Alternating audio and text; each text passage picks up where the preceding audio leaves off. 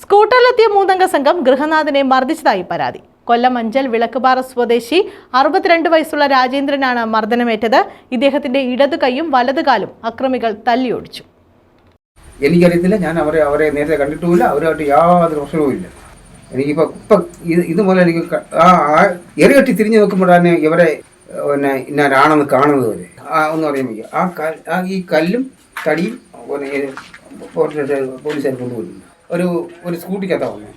വീടിന്റെ സിറ്റൌട്ടിലിരുന്ന രാജേന്ദ്രനെ മഞ്ഞ നിറത്തിലുള്ള സ്കൂട്ടറിലെത്തിയ 3 പേരാണ് മർദ്ദിച്ചത്. ആദ്യം രാജേന്ദ്രനെ അക്രമി സംഘം റോഡിൽ കിടന്ന കല്ലുകൾ എടുത്തെറിയുകയും പിന്നീട് വീട്ടുമുറ്റത്ത് കിടന്ന തടിക്കഷ്ണം കൊണ്ട് രാജേന്ദ്രനെ തലങ്ങും വിലങ്ങും അടിക്കുകയുമായിരുന്നുവെന്ന് രാജേന്ദ്രന്റെ പരാതിയിൽ പറയുന്നു. സംഭവത്തിൽ പോലീസിൽ പരാതി നൽകിയാൽ കൊന്നുകളയുമെന്ന് ഭീഷണി മുഴക്കിയാണ് അക്രമി സംഘം മടങ്ങിയതെന്നും രാജേന്ദ്രൻ പറയുന്നു.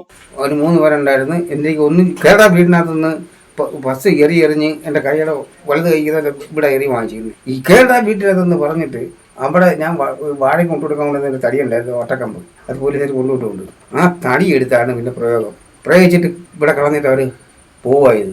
അങ്ങനെ ഞാൻ അവിടുന്ന് ചാടി എണ്ണിച്ച് അപ്പുറത്തെ ആ ചെറുക്കൻ പോകും എൻ്റെ വിളി കേട്ടുണ്ട്. ആ വീട്ടിൽ ചെറുക്കൻ ഇറങ്ങി വന്ന് അവൻ എവിടെ എ സ്റ്റേഷനല്ല വേറെ എവിടെയോ പോലും എവിടെയോ വിളിച്ച് പറഞ്ഞിട്ട് എന്നെ ഹോസ്പിറ്റലിൽ കൊണ്ടുപോകാം. ഞാൻ അവിടുന്ന് ഹോസ്പിറ്റലിലോട്ട് തിരിച്ച സമയത്തിന് മറ്റൊരു വന്നു, പോലീസുകാരും വന്നു. മർദ്ദനത്തിൽ പരിക്കേറ്റ രാജേന്ദ്രൻ പുല്ലൂർ താലൂക്ക് ആശുപത്രിയിലും പിന്നീട് തിരുവനന്തപുരം മെഡിക്കൽ കോളേജ് ആശുപത്രിയിലും ചികിത്സ തേടി. രാജേന്ദ്രന്റെ ഇടത് കൈക്ക് 2 ഒടിവും വലത് കൈവിരലുകൾക്ക് പൊട്ടലും വലത് കാൽമുട്ടിന് താഴെ പൊട്ടലും സംഭവിച്ചിട്ടുണ്ട്.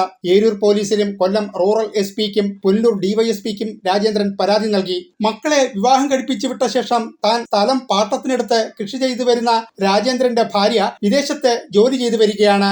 പോലീസുകാർ വന്നിട്ട് അവരങ്ങ് പോയി. അത് കഴിഞ്ഞ് ഗവൺമെൻറ് ആശുപത്രി കൊണ്ടുവന്ന് അവിടെ ചെന്നപ്പം ഇസ്രയേൽ എടുത്തപ്പം 2 കൈക്കും പൊട്ടൽ, ഒരു കൈക്ക് കൂടെ ഒരു കൈക്ക് പൊട്ടലും ഒരു കാലിന് പൊട്ടലും. അങ്ങനെ അവിടെ നിന്ന് മെഡിക്കലിലേക്ക് തന്നു, അല്ലെങ്കിൽ ഓർത്തോളെന്ന് കാണിക്കാൻ പറഞ്ഞു. അങ്ങനെ പുല്ലൂരങ്ങ് ഓർത്തോയില്ല. അങ്ങനെ പിന്നെ പറഞ്ഞാൽ പത്രാർത്ഥ പോയി ഇത് പ്ലാസ്റ്റർ ചെയ്ത് തിരിച്ചു വന്ന് വീണ്ടും പുല്ലൂർ ആശുപത്രി ചെന്ന് ആശുപത്രിയിൽ പോയി അവിടെ ഇത് പരിശോധിച്ചപ്പോൾ അവിടെ എനിക്ക് ഹാർട്ടിന് കംപ്ലൈൻറ്റ് ഉള്ളതായതുകൊണ്ട് ചേർക്കുമ്പോൾ അങ്ങനെ തിരുവനന്തപുരം മെഡിക്കലിൽ വിട്ട്. ഇന്നലെ തിരുവനന്തപുരം മെഡിക്കലിൽ ചെന്നപ്പോൾ വീണ്ടും ഒന്ന് റീപ്ലാസ്റ്റർ ചെയ്തിട്ട് പറഞ്ഞ് ഒരു 3 ആഴ്ച കൂടെ നോക്കി, അത് അല്ലെങ്കിൽ പോലീസ് അക്രമികളെ കണ്ടെത്തി കുറ്റക്കാരെ നിയമത്തിന് മുന്നിൽ കൊണ്ടുവരണമെന്നാണ് നാട്ടുകാർ ആവശ്യപ്പെടുന്നത്.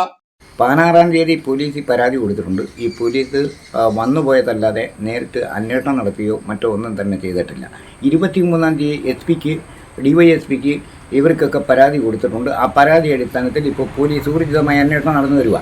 എങ്കിൽ ഈ അടിച്ച വ്യക്തിയെ, ഈ അടി കൊണ്ട വ്യക്തിക്ക് അറിയത്തുമില്ല, നേരത്തെ കണ്ടിട്ടുമില്ല. പക്ഷേ ഈ പ്രതികൾ ആരാണെന്ന് പോലീസ് അടിയന്തരമായ അന്വേഷണം നടത്തി CCTV ചെക്ക് ചെയ്ത് പ്രതികളെ കസ്റ്റഡി എടുക്കണം. News bureau, Anchal.